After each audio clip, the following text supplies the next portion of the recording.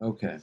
Um, so the next section here that we're going to do is about the problems during this Confederation period. Okay. And the Articles of Confederation created a weak national government. Okay, we've talked about this. We say that um, the 13 colonies, each colony or each country now they're independent countries during this period. Each country was allowed to have one vote. So big Virginia, big New York, equal to small Rhode Island, equal to small Delaware in terms of voter count or vote count in the national government. That's a problem. Okay, I mean, that's not democratic. Anytime you have a situation where a million people's vote over here is equal to 50 million people vote over here, that's not going to work. Okay, because the 50 million people are being treated unfairly. So that right there starts off as a problem. Also, you need 9 votes to pass anything. It's hard enough to get 50%, 51%, let alone now we're asking to get like 70+% to get anything passed. These things, they just don't work. Okay. Also, each state had its own currency. Okay, so each state has its own money. So when I go from New Jersey to New York, I have to exchange my money as if I was going from Mexico to the United States today. That's confusing. Now we're also tariffing each other. Okay, a tariff is when you add a tax to something made in a different country. And since we're talking about 13 independent countries right now, if I lived in Connecticut and I wanted to sell something in Rhode Island, my next door neighbor, I was going to have to, the Rhode Islanders would have to pay more because it was made in Connecticut. Who gets that extra tax money? Right, so I'm from Rhode Island and I'm paying an extra 10% to buy something made over here in Connecticut or maybe over here in Massachusetts. Who gets that 10%? The government of Rhode Island does. Okay, who pays for it? The people do, right? So tariffs were generally, well, we actually, it's interesting, right? Because our president had a tariff war with China a few years ago. And I don't know exactly how that was resolved. I think that there's still some sort of tariffing going on between the two countries, but a lot of the tariffs were pulled back on and were lessened, if not completely abolished. And we're in such an interesting time in our country that like it's that kind of stuff, trade wars between countries is being overlooked because of all the other stuff that's going on, right? When your house is on fire over here, it's really hard to pay attention to the trade war over here. But same kind of thing was happening between these independent countries back then, the 13 independent countries that were created. They would tariff each other for stuff made in other states. And that was a problem. Another problem was the national debt. We know, or we should know, that wars are very expensive.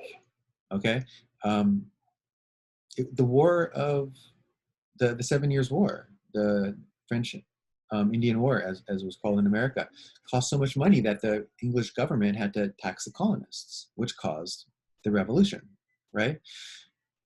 Which cost a lot of money to the federal government. Our federal government owed a lot of money, but no one cared. The states were like, I don't care. You mean nothing to me. You can't make me do anything. You have no power over me. I'm not gonna help pay back my war debt. So this was a problem also, is now we have this federal government that owes a lot of money because they had borrowed a ton of cash to pay for the war. By the way, these last 2 wars we've been in, and I know that your entire life, you have lived in America at war. Okay, we've been in war in Afghanistan and Iraq since you were born. Okay, I remember when there were no wars. The good times. But they've cost close to $5 trillion. So you will be paying back the wars that were started before you were born for the rest of your life. Hey, yeah, USA. Um, but the war was really expensive. The federal government had a huge war debt, and the states were refusing to pay it. And the federal government didn't have power to tax. I mean, if they wanted to, they would have had to have gotten 9 of these independent countries to vote for a tax. And who does that? Right? They're busy trying to tax for their own pocket, let alone trying to give money to this federal government, located actually probably at that point in Philly. Now, the one good thing that did come out of this period was all of that land that was won near the 7 Years' War, and largely in the area we call the Ohio River Valley. And I'm going to pull away from this screen right now, and I'm going to go to another to show you the land I'm talking about. But this land in the Ohio River Valley,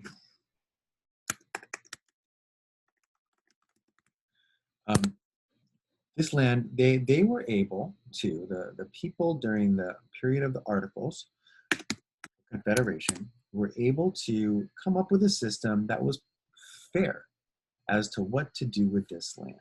Okay, so this is the area here that we call the Ohio River Valley. Let's look at it here. Okay, the Ohio River Valley, it's going to be west of the Appalachian Mountain Range, east of the Mississippi, and there's a valley there. Okay, just like our San Fernando Valley, it's flat land between mountains. And they came up with a fair way to divide that land. They said, okay, look, we're gonna, if a certain amount of land needs to go to public education, you're allowed to purchase a certain amount of land at, here's a price per acre, and if your township population gets above a certain amount, then you're allowed to elect a governor and eventually start the process of forming a state. So they did. This was a good thing. It was orderly, it was fair, keyword fair, right?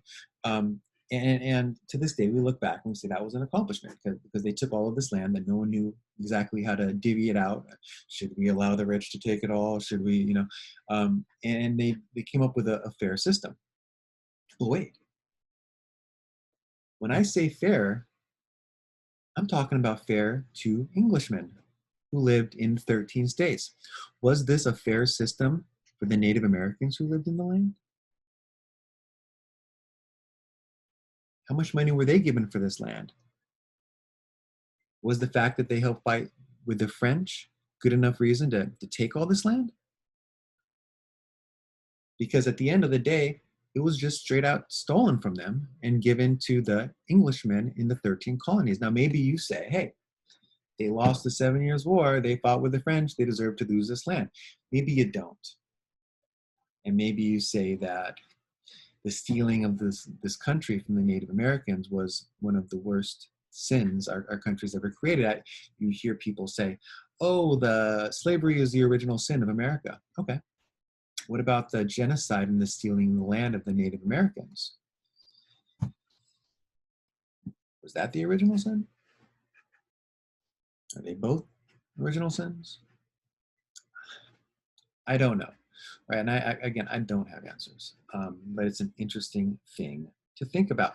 Real quickly, when we talk about our national debt, I just want to give you an idea. We were talking about, we're saying, yeah, we borrowed a lot of money for the wars in Iraq and Afghanistan that were started before you were born, and of course you'll be paying it off. How much money do we owe? $26 trillion. That's $81,000 per citizen. That's $214,000 per taxpayer, which are working Americans. You're not too young, you're not too old to work. You're too young to work just now, but you won't be soon. You'll be paying into this debt like I am, like I do, like my wife is and my wife does. It's a lot of money. It's close to 27 trillion, and you can see as we sit here speaking, it's going up ridiculously. Just for fun, how much does California owe? Because we remember that each individual colony back then had their own debt, had their own financial burden, which is why they didn't even bother to help our national debt. How much does California owe? Does each state now owe money? The answer to that is yes. We in California owe $500 billion. Not bad. 560 billion. I mean, that's not as bad, obviously, as the national debt. And you can see it goes up so much slower than the national debt. There was actually a time that we were saving money. That every year we would save a little bit of money and put it into a rainy day fund. Well, guess what? We broke the safe. We broke the piggy bank. And now we're using that rainy day fund because of the COVID-19 virus that has just decimated, slowed, stopped our economy. Um, Interesting. Just that's just a side note. That's not